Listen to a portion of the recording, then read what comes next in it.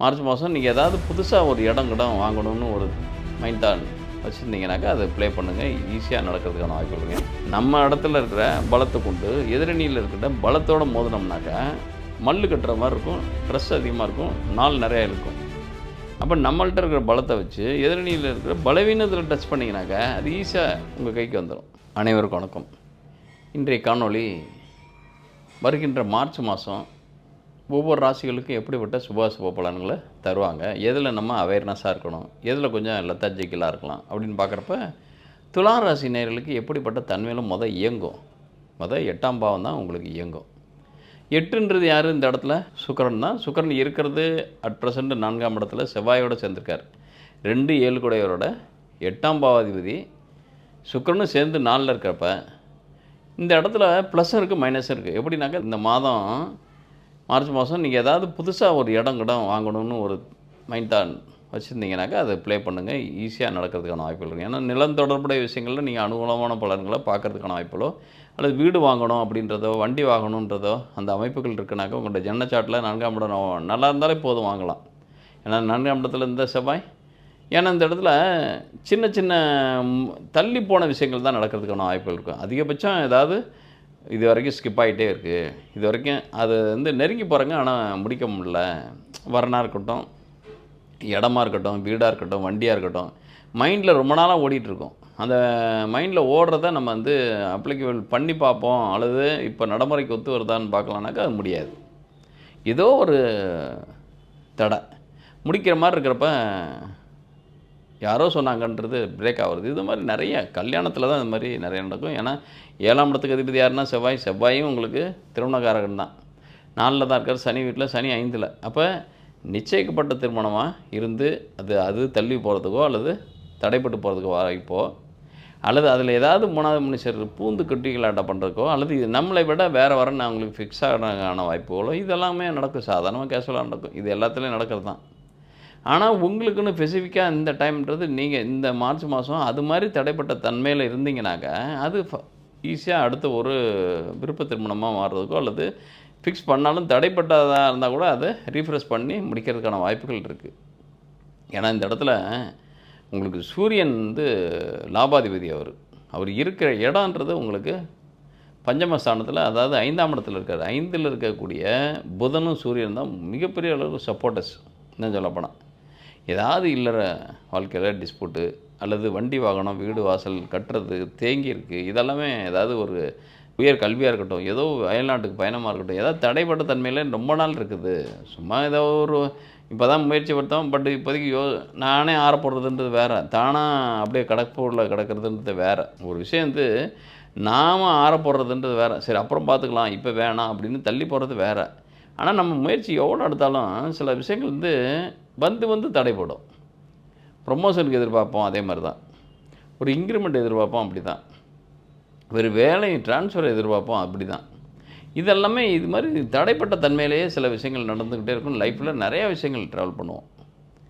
அப்போ இதே மாதிரி தான் திருமணத்துலேயும் பார்த்தீங்கன்னாக்கா இந்த இடம் 7 8 சேர்ந்து 4ல் இருக்கப்போ உடல் ரீதியாக உபாதைகளோ சிக்கல்களோ நோய்களோ ஏதாவது இருக்கும் பட்சத்தில், ஏன்னா 6ல் ராகு இருக்கார் வேறு, இந்த ராகு சாரத்தில் தான் சுகஸ்தானாதிபதி சனியும் ட்ராவல் ஆகிட்டுருக்கார். இந்த இடத்துல சனியும் ராகுசாரம், புதனும் ராகுசாரம், சூரியனும் ராகுசாரம். இதில் தான் ஒரே பியூட்டி. ஆனால் அவங்க உங்கள் ராசிக்கு 9 ஏக்கர் தான், 9 10 ஏக்கர் தான் ஜாப் வயசில் தான் பெருசாக ஒரு மாற்றத்தை. அப்போது சிக்கு இல்னஸ் உங்களுக்கு ஃபிசிக்கலாக இருந்தால் கூட ஏதாவது உடல்நல சோர்வாக இருக்கலாம், உடல்நலம் மற்ற தன்மையில் இருக்கலாம், ஒரு நல்ல ஒரு எனர்ஜெட்டிக்காக இல்லாத தன்மையில் இருக்கலாம், அல்லது ஏதாவது வருத்தமளிக்கக்கூடிய சம்பவங்கள் நடந்துகிட்டு இருக்கலாம். அது ஃபிசிக்கலாகவும் சரி மென்டலாகவும் சரி டிப்ரெஷனில் இருக்கலாம். ஆனால் அதிலெல்லாம் ஒரு சின்னதாக ஒரு கீற்றலை மாதிரி ஒரு சின்னதாக ஒரு ஓடுது வெள்ளோட்டம். எப்படின்னாக்கா உங்களுக்கு அடுத்து வரக்கூடிய காலங்கள் நல்லா இருக்குது. ஏன்னா இந்த செவ்வாய் இருக்கிறது, சுக்கிரன் இருக்கிறது அப்படின்றது சந்திரன் சாரத்தில் தான். சந்திரன் உங்கள் ராசிக்கு 10 கூடையவன் தான். ஒன்றும் கவலைப்படாதீங்க. ஏன்னா 9 10 மட்டும்தான் உங்களால் இயக்க முடியும். ஏன்னா செவ்வாயின்றது சந்திரனுடைய 3வது பாதத்துலையும் நவம்ச ரீதியாக பார்த்தீங்கன்னாக்கா மிதனத்தையும், சுக்கிரன்றது 10ஆம் பாவம், அதாவது 10ஆம் இடத்தை நவம்ச ரீதியாக அவர் 4ஆம் பாதம், அதாவது திருவோணம் நட்சத்திரத்தில் தான் இந்த 2 பேருமே ட்ராவல் ஆகிறாங்க. உங்கள் ராசிக்கு ரொம்ப ரொம்ப நட்பு பெற்ற கோள் அவர். யார்? சந்திரன். அவர் அட் ப்ரெசென்ட் இருக்கிறது உங்கள் ராசியில் இருக்கார். அப்போ இது வரைக்கும் தடைப்பட்ட தன்மைகள் வந்து மிகப்பெரிய அளவில் ஒரு எழுச்சி, மிகப்பெரிய அளவில் ஒரு புரட்சி மாதிரி. அதாவது உங்களுக்குள்ளே நீங்களே மருந்து போட்டுக்கிறது, உங்களுக்குள்ளே நீங்களே ஆறுதல் தட்டி கொடுத்துருக்கீங்க. சபாஸ், நல்லா ஜெயிச்சிடடா, வின் பண்ணிட்ட அப்படின்னு நீங்கள் இந்த மாதிரி உங்களை செல்ஃபு நீங்கள் வந்து பாராட்டிக்கிட்டா தான் மிகப்பெரிய அளவில் சக்ஸஸ் ஆக முடியும். ஏன்னா உங்களை அடுத்தவங்க யாரும் பாராட்ட மாட்டாங்க. நீங்களே பாராட்டிக்கிறதுக்கு உண்டான காலகட்டங்களும் இருக்குது. இன்னொன்று எடுக்கிற விஷயங்களில் பூராமே சக்ஸஸ் ஆகிறதுக்கான வாய்ப்புகள் இருக்குது. அதனால் இந்த டைம்ன்றது ரொம்ப கான்ஷியஸாக இருங்க, ரொம்ப கவனமாக இருங்க. ஏன்னா கவனம்ன்றதை தாண்டி இன்னொன்று என்னென்னா உங்களை மீறி எதுவும் நடக்காது. ஏன்னா யோகா இதில் 3-4 ஆங்கிளில் இருக்கிற பொசிஷன்ஸு சூப்பராகவே இருக்குது. 5ல் பாக்கியாதிபதி புதன், லாபாதிபதி சூரியன் சனியோடு சேர்ந்து. அப்போ சூரியன் புதன் இருக்கிறது நல்லது. அதேமாதிரி 9-10 இண்டிகேட் பண்ணக்கூடிய சுக்கிரன் செவ்வாய் இருக்கிறது நல்லது மட்டுமே ரிலே பண்ணுறக்கணும். அப்போ வீடு, வண்டி, வாகனம் இது தொடர்புடைய ஏதாவது ஒரு இனிஷியேட் பண்ணுங்கள், கடன் வரும். எனக்கு 5ல் இருக்கிற சூரியன் புதன் சனி 3 பேருமே ராகு சாரத்தில் இருக்காங்க, ராகு 6ல் இருக்காங்க. அட் ப்ரெசென்ட் 6 குடையன் 7ல் இருக்காங்க குரு. உங்களுக்குள்ளே ஹஸ்பண்ட் ஒய்ஃப்குள்ளே ஒரு சின்ன நெருடல் இருந்தால் கூட நீங்கள் அதை பெருசாக டெவலப் பண்ணாமல் அல்லது பேசாமல் ஆற போடுங்க. இப்போ பிரச்சனை ஓடிட்டுருக்கேன், இப்போ கிண்டி கலங்க எடுத்துக்கிட்டு இருக்காதிங்க. அது நிச்சயமாக ரணமாக மாறதுக்கு வாய்ப்புகள் நிறையா இருக்கும். அப்போ பேசாமல் சில விஷயங்கள்லாம் ஆற பண்ணாலும் சரியாகிடும் தெரியுங்களா. சில விஷயங்களில் ரொம்ப அதை பற்றி எப்போவுமே ரொம்ப டெப்த்தாக அதை நினச்சிக்கிட்டே இருந்தால் தான் அதை பற்றிய புரிதல் வருதோ இல்லையோ புலம்பல் வந்துடும். புரியுங்களா? அப்போ புலம்பல் வந்துட்டாலே என்னன்னாக்கா நீங்கள் அதை மிஸ் அண்டர்ஸ்டாண்ட் பண்ணியிருக்கீங்கன்னு அர்த்தம். ஒரு விஷயத்தில் புரிதல் வந்தால் அதை அண்டர்ஸ்டாண்ட் பண்ணியிருக்கீங்கன்னு அர்த்தம். அதாவது அதை தெரிஞ்சுக்கிட்டீங்க அப்படின்னு அர்த்தம். ஆனால் புலம்பல் தான் வருதுன்னா அதை சரியாக புரியாமல் இருக்குது உங்களுக்கு அப்படின்னு அர்த்தம். அப்படின்றப்போ என்னன்னாக்கா இந்த இடத்துல பேசாமல் ஆறப்பட்டால் போகுது. ஏன்னா 5ஆம் இடத்துல இருக்குது சனி இந்த வேலையை பார்க்கும். யோகாதிபதி பாக்கியாதிபதினு சொல்லக்கூடிய புதன் விரையாதிபதியாக இருந்தாலும் அவர் தான் பாக்கியாதிபதி. அவரும் 5ல் தான் இருக்கார். அவர் இருக்கிறதும் ராகு சாரம் 6ஆம் இடத்துக்கு சாரம். அதாவது தடைப்பட்டு போன விஷயங்கள் மட்டும்தான் நடக்கிறது வாய்ப்பு இருக்கும். அப்போ எதெல்லாம் தடைப்பட்டிருக்கு லிஸ்ட் அவுட் பண்ணுங்கள். எதெல்லாம் இந்த மாதத்துலேயே நம்ம சரி பண்ண முடியும் அதை டிக் பண்ணிடுங்க. அதை எப்படி ஃபார்மேட்டாக, ஏன்னா 5ல் இருக்கிற சூரியன் புதன் சனி வந்து அதுக்கு போட்டு கொடுத்துருவாங்க, அதுக்கு பாலம் போட்டு கொடுத்துருவாங்க. அழகாக இது இப்படி பண்ணோம்னா சக்ஸஸ் பண்ணிடலாம், இப்படி பண்ணால். அதாவது எந்த ஒரு பிரச்சனையும் சரி, லைஃப்பும் சரி, ரொம்ப அழகாகவே டீல் பண்ணலாங்க, கேஷுவலாக ஹேண்டில் பண்ணலாம். நம்ம என்ன பண்ணுறோம்னாக்கா ரொம்ப வரும், அதாவது முரட்டுத்தனமான இடத்துல போய் முட்டிக்கிட்டு இருக்கோம். அதுதான் சிக்கலை. எந்த இடத்துல ஒரு விஷயத்தில் ஒரு ஜெயிக்கணும் அது மட்டும்தான் குறிக்கோள் அப்படின்னா அந்த விஷயத்தில் பலம் எது, பலவீனம் எது, நம்மள்கிட்ட இருக்கிற பலம் எது, பலவீனம் எது, நம்மள்கிட்ட இருக்கிற பலத்தை கொண்டு எதிரணியில் இருக்கக்கூடிய பலவீனத்தை தாக்குனீங்கன்னா ஜெயிக்கலாமா இல்லையா? நம்ம இடத்துல இருக்கிற பலத்தை கொண்டு எதிரணியில் இருக்கிற பலத்தோடு மோதினோம்னாக்கா மல்லு கட்டுற மாதிரி இருக்கும், ஸ்ட்ரெஸ் அதிகமாக இருக்கும், நாள் நிறையா இருக்கும். அப்போ நம்மள்கிட்ட இருக்கிற பலத்தை வச்சு எதிரணியில் இருக்கிற பலவீனத்தில் டச் பண்ணிங்கனாக்கா அது ஈஸியாக உங்கள் கைக்கு வந்துடும். அப்போ என்னென்னா ஃபாலோ இருக்கணும். ஃபாலோ பண்ணாக்க சில விஷயங்களை வந்து அனலைஸ் பண்ணணும். சில விஷயங்களை அனலைஸ் பண்ணுறனாக்கா எப்படின்னாக்கா ஒரு எப்போயுமே டைரி எழுதுகிற பழக்கங்கள் நிறைய பேருக்கு முன்னேலாம் இருக்கும். அப்போல்லாம் வெறும் 200ரூவா, 500ரூவா, 1000ரூவா, 2000ரூவா தான் சம்பளமே இருக்கும். 2000 ரூபாய்க்கு சம்பளம் வாங்கிட்டு டைரி எழுதுவாங்க. அதில் சேமிப்புன்னு கடைசியில் பார்த்தா 30-40 ரூபா வச்சுருப்பாங்க. இப்போ என்னன்னாக்கா என்னைக்கு இந்த ஸ்பரிசம் இருக்குது பார்த்தீங்களா, பணத்தை கையால் தர்ற பரிசம் இருக்குது பார்த்தீங்களா, அது எப்போ இழந்துட்டிங்களோ அப்போவே பணத்தோட மதிப்பே இழந்துட்டீங்க. நீங்கள் பணத்தை கையால் தொட்டு பாருங்கள். எல்லாம் டிஜிட்டல் வரலாம், அதெல்லாம் ஒன்றும் இது இல்லை. சேஃப்டி செக்யூரிட்டிலாம் அதுலேயும் இன்செக்யூரிட்டி நிறையா இருக்குது, அது வேறு. ஆனால் அந்த ஸ்பரிசம்னு ஒன்று இருக்குது பார்த்தீங்களா, இந்த ஸ்பரிசத்தில் கிடைக்கக்கூடிய மகிழ்ச்சி அப்படின்றது பணத்தை செலவு பண்ணுறதே தோணும், யோசிக்க வைக்கும். இப்போ ஒரு நோட்டு கட்டு வச்சுருக்கீங்க, அதில் ஒரு 40-50 நோட்டு இருக்குது.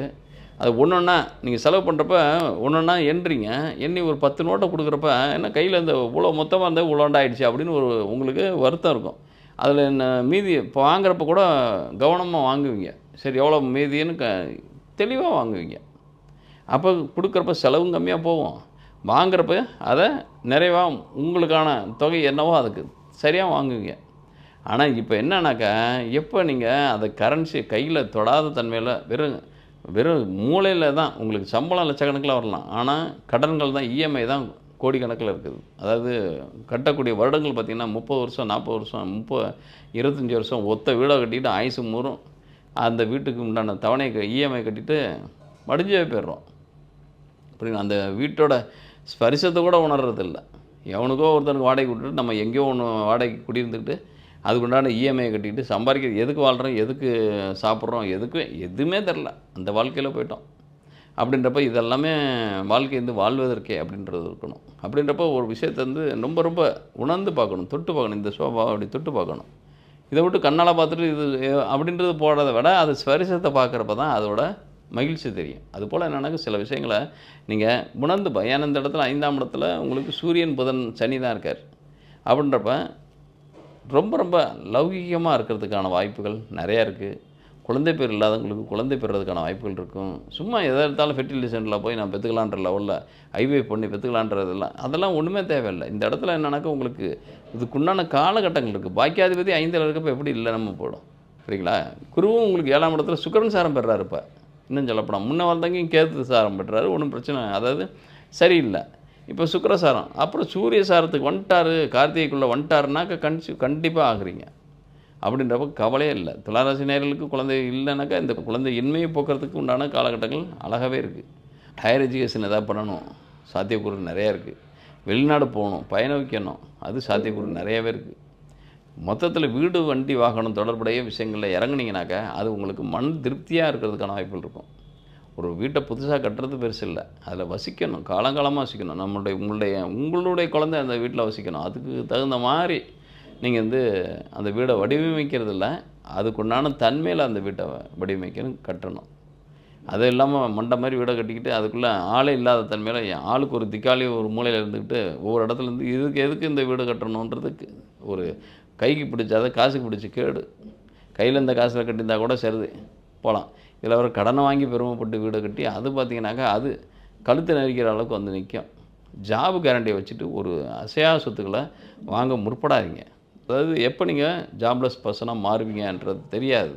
அப்போ இஎம்ஐன்றது உங்கள் தலைக்கு மேலே தொங்குற கத்தி கிடையாது, கழுத்தை அறுக்கக்கூடிய கத்தி. புரியுங்களா? அதனால் ரொம்ப ரொம்ப இஎம்ஐ பாலிசிக்கு ரொம்ப போகக்கூடாது. போனாலும் உங்களுடைய கெப்பாசிட்டின்றது எதுன்றதை பார்த்துட்டு உங்களுக்கு கெப்பாசிட்டியை காட்டிலும் நீடு பாருங்க. நீடுக்கு தகுந்த மாதிரி கட்டுங்க.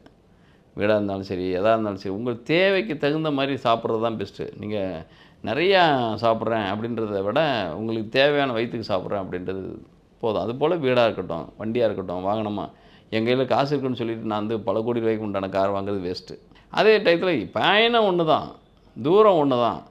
புரியுங்களா? ரெண்டுமே ஒன்று தான் எந்த வண்டியில் போனாலும். அப்படின்றப்ப அதுக்குண்டான ஒரு சிக்கனமான நடவடிக்கையில் வாழ்க்கையில் வாழ்ந்து பார்க்குறப்ப ரொம்ப ரொம்ப அழகாக இருக்குது வாழ்க்கை. அப்போ சிக்கனமாக இருக்கவங்களுக்கு மட்டும்தான் எதையுமே சகிச்சுக்கிற மனோபாவமும் இருக்கும். சிக்கனமாக இல்லாத ஊதாரித்தனமாக இருக்கவங்களுக்கு எதையுமே சகிச்சுக்கிற மனோபாவமே இருக்காது. அப்போ எப்படி சகிச்சுக்காத மனநிலையில் எப்படி அவங்க தாம்பத்திய வாழ்க்கை மட்டும் ஸ்மூத்தாக எப்படி இருக்கும்? அதுதான் உடனே பிரிவு நோக்கி பெருமளவில் படையெடுக்கிறாங்க. பெருமளவுக்கு பஞ்சாயத்துக்கு அதுக்கு எவ்வளோ காசு வேணாலும் செலவு பண்ணுறாங்க. இதில் யார் முன்னெல்லாம் கேஸு எடுக்கவே விவாகரத்து கேஸாக அது எடுக்கவே வக்கீல் இருக்க மாட்டாங்க, அந்த பேச்சை பேசாத பண்ணுவாங்க. இப்போல்லாம் வாங்கன்றாங்க. ஏன்? அவங்கள்ட்ட தான் காசு நிறையா பார்க்க முடியும் அப்படின்னு. அந்த நிலைக்கு ஏங்க போகணும் நம்ம? இதெல்லாம் தேவையா? இங்கே இல்லாதது என்ன அங்கே இருக்க போகுது? அங்கே இல்லாத இன்னொரு அப்புறம் அப்படியே போயிட்டே இருப்போம் நம்ம. அப்படி போயிட்டு இருந்தால் அது ஒரு குடும்பமாக இருக்குமா? நிறைய யோசிக்கணுங்க. நிறைய விஷயங்கள், சில விஷயங்கள் நம்ம ரொம்ப தூரம் வந்துட்டோம். ஜெயிலரில் சொன்ன மாதிரி தான், ரொம்ப தூரம் வந்துட்டேன், எல்லாம் முடிச்சு தான் வர மாதிரி. இது மாதிரி ரொம்ப தூரம் வந்துட்டுறீங்க. இதை ரொம்ப தூரம் வராதிங்க. எவ்வளோக்கு எவ்வளோ குறுகிய கட்டத்திலேயே உங்கள் வீட்டுக்குள்ளேயே உங்கள் குடும்பத்துக்குள்ளேயே எவ்வளோக்கு எவ்வளோ பேசி முடிவு பண்ணி பாருங்கள். ஈஸியாக முடியும். உங்களுக்கான இன்னொன்று என்ன தெரியுங்களா? உங்களுக்கானதுன்னு ஒரு சந்தோஷத்தையோ ஒரு கொள்கையோ வச்சுருந்தீங்கன்னாக்கா நிச்சயமாக நீங்கள் வாழ்க்கையில் தோற்று போயிடுவீங்க. ஆனால் நமக்கானதுன்னு வச்சுட்டிங்கனாக்கா நீங்கள் சக்ஸஸ் ஆகிடுவீங்க. புரியுங்களா? அதனால் துளாராசி நேயர்களுக்கு அருமையான காலகட்டமாக இருக்குது இந்த மாதம். மார்ச் மாதம் உங்களுக்கான கொள்கையை, திட்டத்தை உங்கள் குடும்பத்துக்கானதாக, உங்கள் மக்களுக்கானதாக மாற்றிக்கிட்டிங்கனாக்கா மிகப்பெரிய அளவில் சக்ஸஸ் பண்ண முடியும் உங்களால். இந்த காணொலியை பார்க்குறவங்க உங்களுடைய கருத்துக்களை கமெண்ட் பாக்ஸில் பதிவிடுங்க. உங்களுக்கு ஏதேனும் உங்கள் ஜாதக ரீதியாக சந்தேகங்கள் இருக்கிற பட்சத்தில் அந்த சந்தேகத்துக்கு தீர்வு இருக்கா இல்லையா உங்கள் ஜாதகத்தில் அப்படின்றத பார்க்குறதுக்கு உங்களுடைய ஜாதகத்தோட date of birth, time of birth, place of பர்த்தை கமெண்ட் பாக்ஸில் பதிவிடுங்க. நான் முடிஞ்ச மட்டும் எல்லாத்துக்கும் ட்ரை பண்ணுறேன். எனக்கு இப்போ யாத்திரையில் இருக்கிறதுனால இப்போ அட் ப்ரெசென்ட்டு யாத்திரையிலே கொடுக்க ட்ரை பண்ணுறேன். பட் இருந்தாலும் இந்த யாத்திரையில் ஆன்சர் பண்ண முடியலனாலும் வந்து நான் ஆன்சர் பண்ணிவிடுவேன். அதே நேரத்தில் உங்களுக்கு ப்ரீஃபாக பார்க்கணும் அப்படின்னம்னாக்கா திரையில் பார்க்கக்கூடிய நம்பருக்கு உங்களுடைய என்கொயரியை பதிவிடுங்க. அதாவது date of birth, time of birth, place of birth plus உங்களுடைய கேள்விகளை பதிவிடுங்க. வாட்ஸ்அப்லேயே மெசேஜ் அனுப்புவாங்க அல்லது காண்டாக்ட் பண்ணுவாங்க. பண்ணி அவங்க என்ன டேர்ம்ஸ் அண்ட் கண்டிஷன் சொல்கிறாங்களோ அதை கடைபிடிக்கும் பட்சத்தில் உங்களுடைய கேள்விக்கான, உங்களுடைய வாழ்க்கைக்கான, உங்களுடைய ஏதாவது முக்கியமான முடிவுகள் எடுக்கணும் அப்படின்னம்னாக்கா அந்த முடிவுக்கான தீர்வுகளை நான் உங்களுக்கு வாய்ஸ் மெசேஜாக அனுப்புகிறேன். அதை பார்த்து ஒரு முடிவு வர்றதுக்கான வாய்ப்புகளை பெறுங்க. நன்றி, வணக்கம்.